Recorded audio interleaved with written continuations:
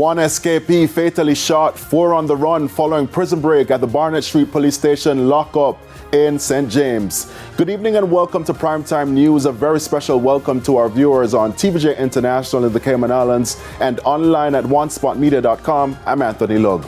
Also this evening, St. Catherine North Police ramping up operations in Linstead and surrounding areas. And later, cybersecurity expert warns Jamaicans to be vigilant online as the festive season draws closer.